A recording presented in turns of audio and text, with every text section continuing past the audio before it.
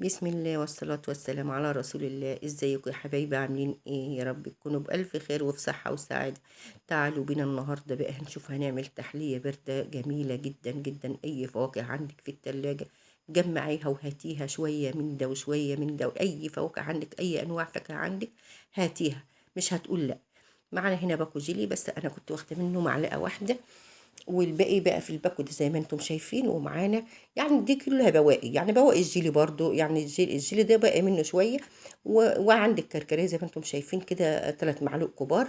ومعايا هنا تفاحه وعنب وموز، حاجات يعني تبقى في التلاجة مع ايه، يعني ايه، إيه زي مركونه، يعني ايه خلاص العيال مش عايزه تاكلها او شبعت او كده. فهنعملها بقى، نستغلها في تحلية باردة جميلة ترطب على قلبنا في الحر، وترطب على قلب العيال بقى، وهيدعوا لك ان شاء الله.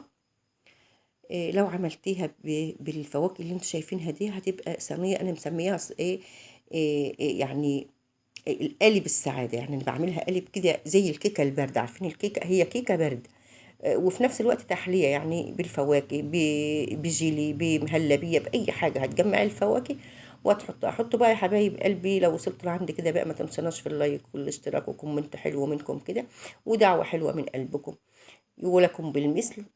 اللهم اكرمنا واكرمكم جميعا يا حبايبي، و... ويا رب يا رب يجعله في ميزان حسناتكم. وتعالوا بقى نشوف هنعمل. احنا جبنا بقى الفاكهة كانت مغسولة طبعا في التلاجة، بس جبتها برضو عدت عليها غسيل تاني. وهقطع التفاح زي ما انتم شايفين كده، صغير كده، هقطعها يعني مكعبات صغير كده. هبدأ بقى اقطع كل حاجة كده صغير، بس العنب طبعا انا فردته كده وهيفضل زي ما هو.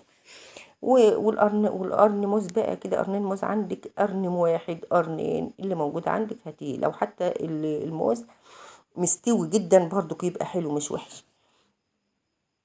بدأنا بقى نقطع الموز زي ما انتم شايفين كده دواير صغيرة كده، ونقطع كل حاجة، كل الفاكهة بتاعتنا. الأول هنبدأ بالأول نقطع الفاكهة بتاعتنا، وهنشوف بقى هنعمل ايه. هتبقى وصفة جميلة جميلة وتحلية باردة جميلة جدا للولاد.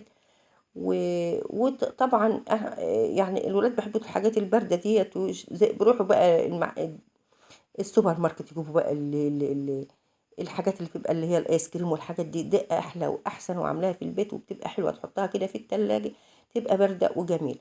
يلا بينا بقى، احنا قطعنا خلاص الحاجه بتاعتنا هي، شلناها كده على جنب. هنجيب الكركديه نغسله، هنغسل الكركديه ونشطفه كده 3 مرات كده ولا حاجه، ليكون مثلا اي حاجه شوائب فيه ولا حاجه هنغسله الاول. نغسله كده لما بس ايه مش قوي، يعني عشان الميه الحمراء بتاعته ما تنزلش كتير منه يعني. انا جبت هنا ميه، بصوا انا جبت هنا ميه هافي الكسرولة، حطيتها على البوتاجاز. خلاص غلت معانا هي، خشت تغلي، خلاص بدأت تغلي اهي. هاخد منها كده كوبايه، وهنسيب بقى الباقي كده على البوتاجاز، واخد الكوبايه ديت وهنعمل، وهقول لكم هعمل بها ايه. انا هنا جبت كوبايه الميه اللي احنا خدناها من الميه اللي هتغلي، بتغلي يعني وكده، وحطيتها هنا، حطيت فيها شويه الجيلي. كل دي بواقي، يعني كل اللي انا هعمله معاكم ده بواقي، بواقي فاكهه، بواقي شويه جيلي برضو باقيين عندي. هنعمل هنعملهم كده طبق برضو يبقى لوحده كده بالجيلي، وهنركنه بقى كده على جنب، هيبقى ايه لوحده يعني،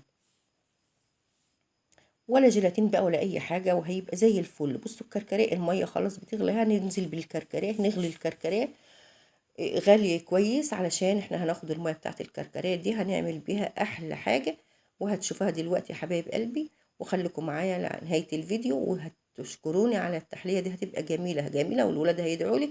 بصوا بقى، انا خلاص انا سبت الكركديه بقى على جنب كده، طفيت عليه وسبته. وهجيب بقى القالب بتاعنا. بصوا اي صينيه عندك، قالب، اي حاجه هتجيبيها تفرشي فيها كده الفواكه بتاعتنا اللي احنا قطعناها كده، هنفرشها كده في الايه، في الارض، في الارضيه كده. وهنشوف بقى هنعمل ايه يا حبايبي. جبت بقى الجيلي اهو، هنبدا بقى ننزله كده على ايه، على الفواكه دي كده، وهنسيبه بقى على جنب مع نفسه. طبعا الكركديه غلى اهو، وهصفيه. هصفيه طبعا، المصفى السلك بتاعتي باظت، وديت مصفى بلاستيك عندي كده، هصفي بيها الكركديه. صفت الكركديه وخلاص، رجعته تاني على النار، ونزلت بكوبايه سكر. وهنا بقى انا جبت هنا 3 معالق كبار نشا، ونزلت عليهم بايه، بربع كوباية مية كده، اما اقلب النشا مع المية علشان الكركديه بتاعنا سخن، ما ينفعش ننزل به كده وهو ايه يعني هو ناشف كده ننزل بيه على الكركديه وهو سخن، لازم نقلبه الاول في مية عشان ما يكلكعش معانا. لو كانت ميه الكركديه بارده كنا عملناها على البارد، بس ايه عشان سخن دوبته الاول في ايه في ربع كوبايه ميه كده، النشا بتاعتنا دوبتها في ربع كوبايه ميه، وهنبدا نقلب نقلب لعند ما ايه ما النشا بتاعتنا خلاص ايه قلبتها كده وسبتها على جنب تبرد. اما تبرد خالص وجبت القالب التاني ده، قالب عندك يعني الحاجات دي انا بشتريها كده وبعينها، الحاجات اللي احنا بنحط فيها الحلويات والحاجات ديت بجيبها كده وعينها، يعني ببقى شارياها نظيفة وبعينها.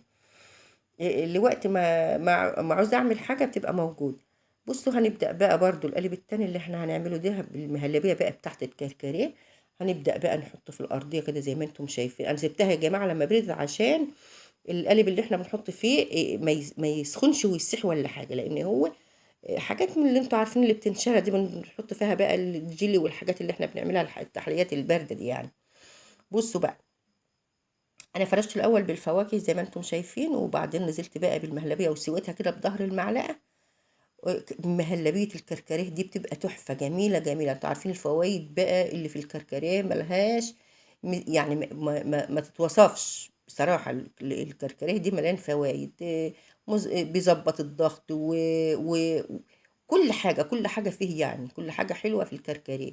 احنا بقى نستغله ونعمله ايه مهلبيه. كل اللي انا بعمل دي يا حبايب قلبي بواقي. وعملت كمان هنا كوبايتين اللي فاض من الكركديه، عملت بيه كوبايتين عصير كده وحطيت فيهم مكعبات تلج، يبقى كركديه عصير كركديه يعني مشروب. وهنا الجيلي بتاعنا، وهنا المهلبيه بتاعتنا. بصوا بالفواكه جميله جميله جميله، ما اقدرش اقول لكم متماسكه وجميله. وهنبدا نقطعها بقى، تقطعها بالسكينه. بصوا زي الكيكه، هي كيكه بارده، حاجه بارده للولاد، وعملتها ما خدتش مننا حاجه ومش مكلفه. اي فواكه عندك هتجيبيها تعمليها كده بالطريقه ديت وهتحطها كده للولاد يحلوا بيها. جميله جدا جدا ومتماسكه وبتطلع معانا. بس هو لسه الجيلي ما اتمسكش قوي، مش عايزه عارفه اقطعه دلوقتي او اقلبه. بصوا جميله جميله كده، وما اقدرش اقول لكم سقعانه بقى وجميله جدا جدا. وده كان الفيديو بتاعنا يا حبايب قلبي، وما تنسوناش بقى في اللايك واشتركوا في القناة. واشكر كل حبايبي اللي بيخشوا عندي في القناة وبيعملوا لي كومنتات حلوة. يا رب يسعدكم ويسعد ايامكم يا رب، واجعله في ميزان حسناتكم يا حبايب قلبي. اشكركم يا حبايبي كلكم اللي معايا على القناة من برا مصر وجوه مصر. بصوا بقى، بصوا جميلة.